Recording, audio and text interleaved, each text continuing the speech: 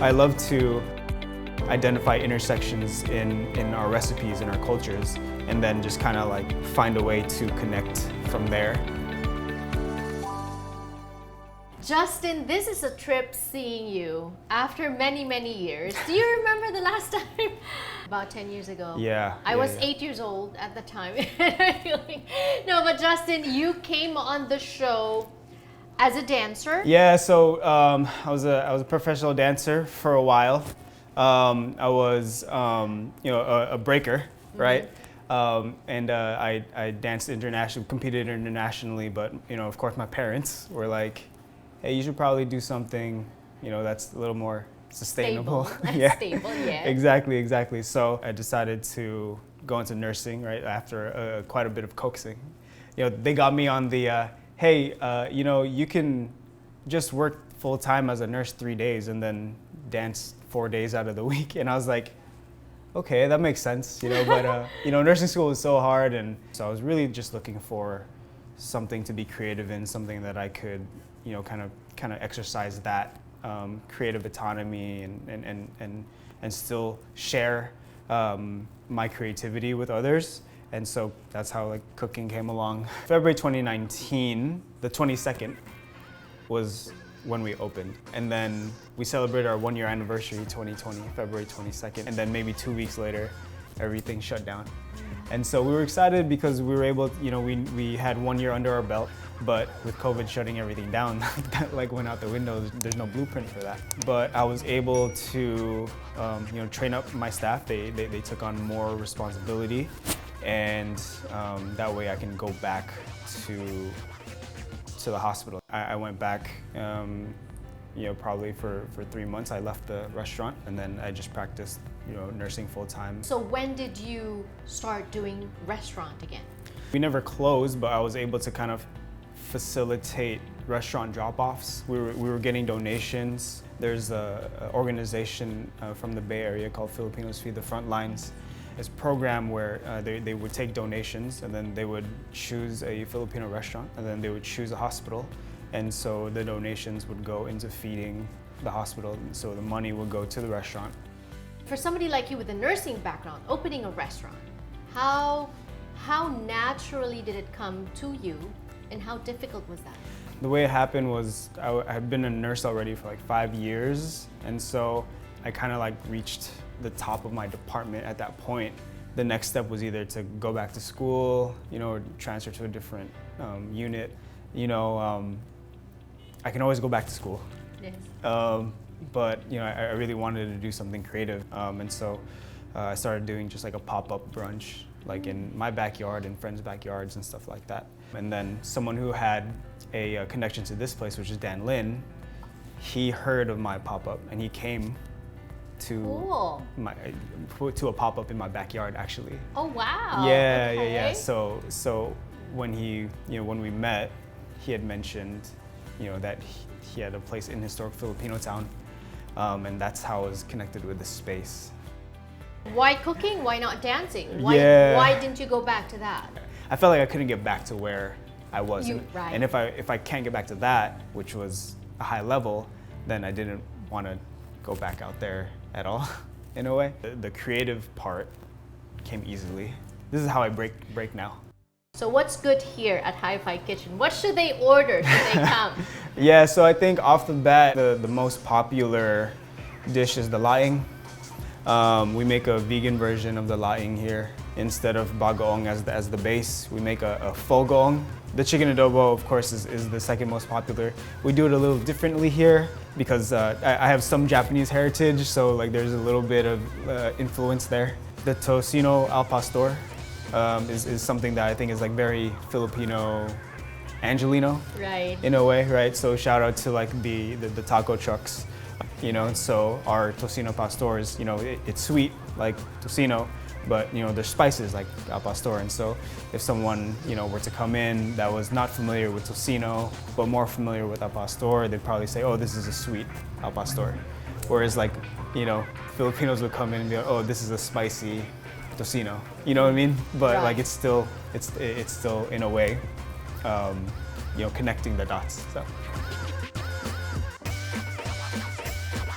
So So also because of the pandemic, there's so many people that started their own thing with cooking, right? Yeah. A lot of food.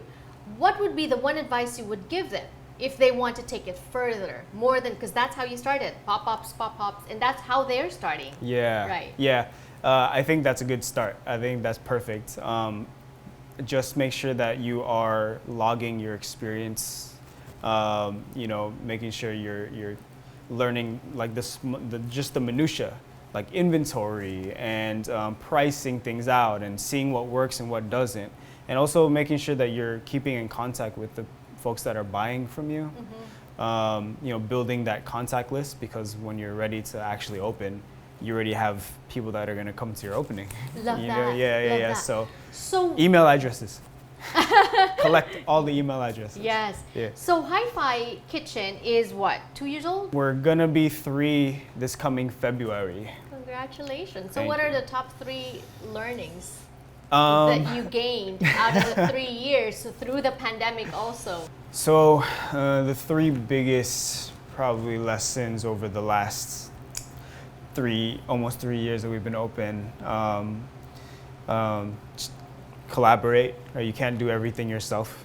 Just know what you're good at, recognize what you're good at, and then the things that you're not good at doesn't necessarily mean that you can't ever be good at them, but you know, you're responsible for what you know, what you bring to the table, and you know, delegate what you can't. I think that's, you know, one of the biggest things. Making sure that you're happy with what you're doing and how you're doing it. You know, being honest and not trying to like please people. I think people can feel it. People can read into the genuineness of your actions. Anything, you know, whether it be, I think people can tell like when I'm the one posting things on our Instagram. Like people can like feel the caption or like the content and stuff like that. Or versus like when like I hire someone to help with content management and stuff like that, you know, and I think people can really feel that. And making sure that you're engaging with your community, you're participating with your community is also really important, because these are the people that you're serving.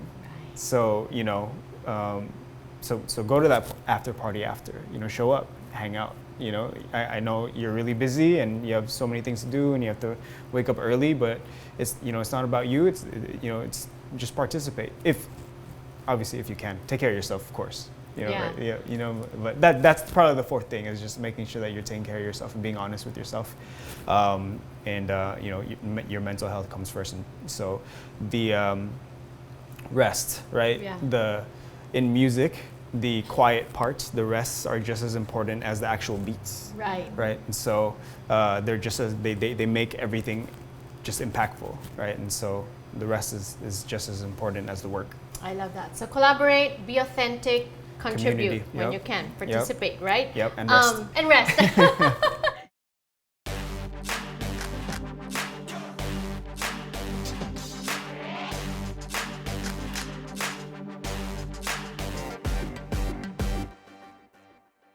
And what a treat it is for us to be inside the kitchen of Hi-Fi Kitchen, where the happens.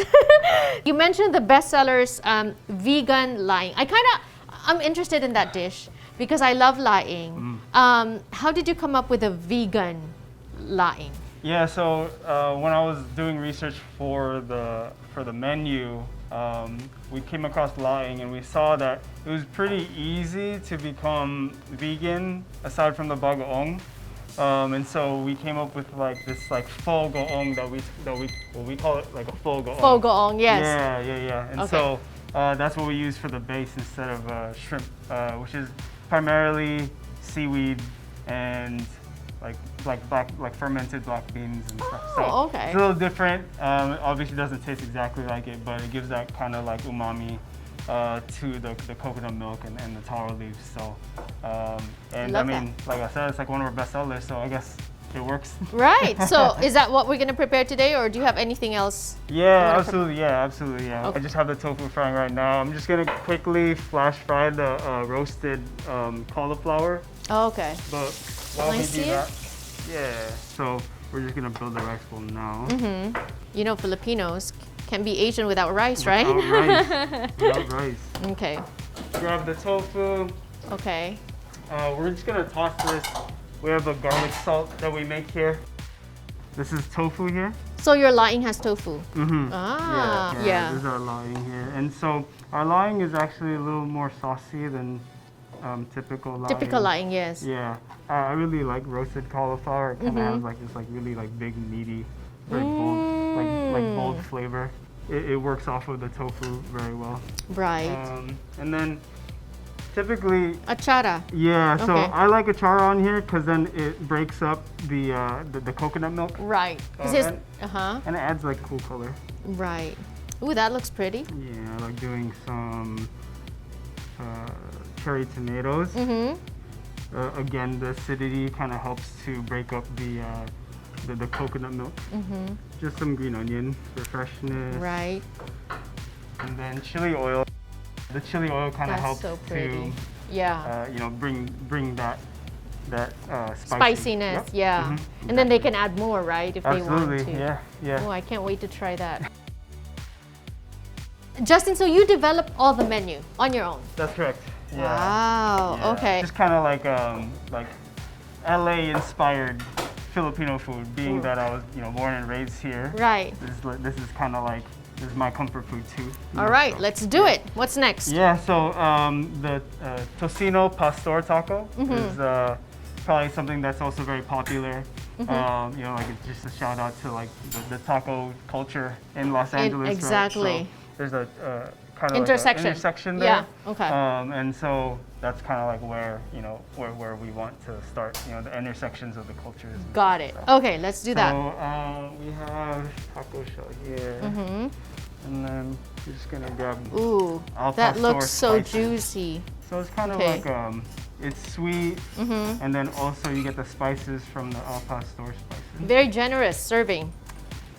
Just And then some the pico de fresh- gallo? Yeah, just some fresh pico de gallo. We also use a little vinegar in here too because Filipinos and vinegar. This is just some garlic mayo that we have here. Just a shout out to the the sinangag. Sinangag, yes, yes. Yeah. So There it is. We have that Filipino-Angeleno crossover right there. Yes. Here we go. Oh, wow.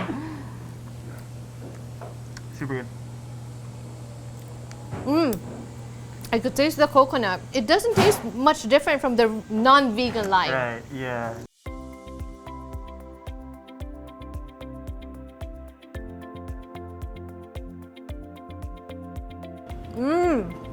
I love the tocino. The sweetness is just right. And then I love the garlic mayo too. This is awesome. Hi-Fi Kitchen, 1667 Beverly Boulevard, historic Filipino town in Los Angeles, 90026. At Hi-Fi Kitchen is where you can follow us on Instagram. And yeah, come through 10 a.m. to 4 p.m. Thursday through Sunday for now. And we'll see you soon, all right?